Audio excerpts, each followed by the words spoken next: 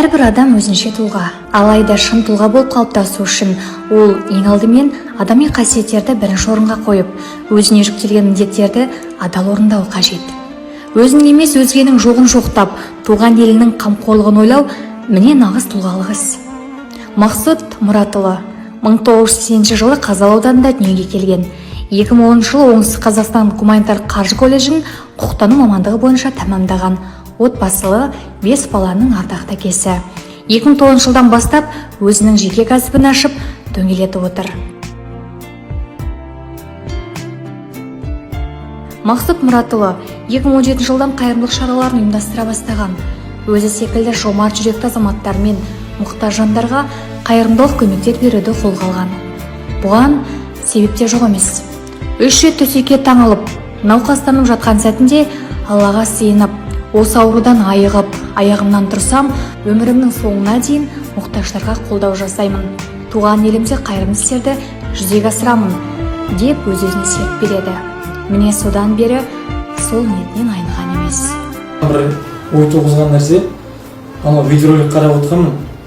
Сол видеороликте бір неміс азаматы осындай біреуден бір киім алып, біреуден біреуге таратып, біреуден киім алып, біреуге таратып, сол билікпен бастап жүргенде, сол кісінің еңбегі 5-6 жылда үлкен ғимарат ашқан, ішінде қаншама адам қызмет жасап отыр, қаншама адам жұмыс жасап отыр.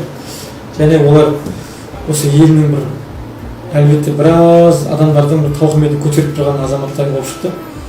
Сол ой маған да келді, және ол менің кішкентай кезімнен де бір арманым тұғын. Өзім қарапайым отбасынан шыққаннан кейін бір адамды қуанту мен үшін бір өзіме бір сондай бір жақсы бір білмеймін енді өзім бір сол бір жүрегім бір қалайтын тұғын соны.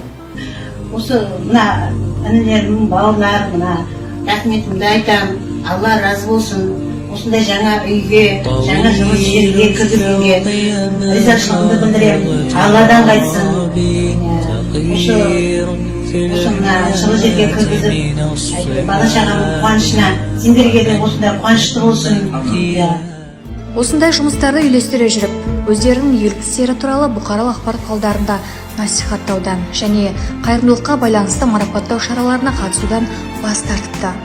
Оған себеп сауапты істерін көпшілікке жариялауды қаламаған.